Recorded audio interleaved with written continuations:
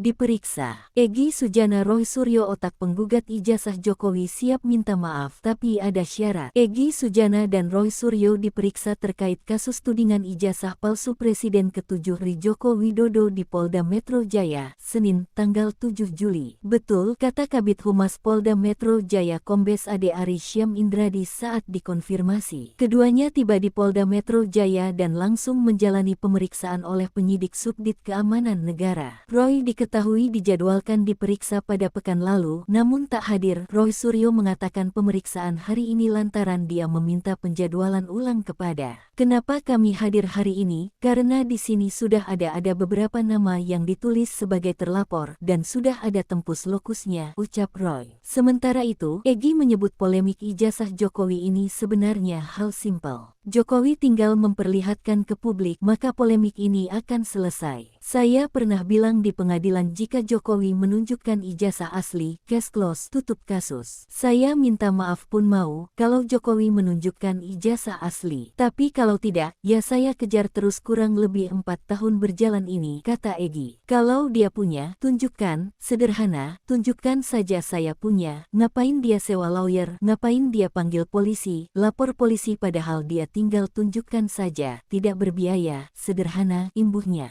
Polda Metro Jaya tengah mengusut 6 laporan. Jokowi melayangkan laporan terkait dugaan fitnah atau pencemaran nama baik buntut tudingan ijazah palsu dengan pelanggaran pasal 310 KUHP dan atau pasal 311 KUHP dan atau pasal 305 Jo 51 ayat 1 UU ITE. Polisi telah mengantongi sejumlah barang bukti yang diserahkan ke kepolisian saat Jokowi dan tim kuasa hukum membuat laporan, antara lain flash disk berisi 24 tautan video YouTube dan konten media sosial X hingga fotokopi ijazah, dan meminta keterangan antara lain Roy Suryo, Tifauzia alias Dr. Tifa, Michael Sinaga Rismon Hasiholan Sianipar hingga kader PSI Dian Sandi.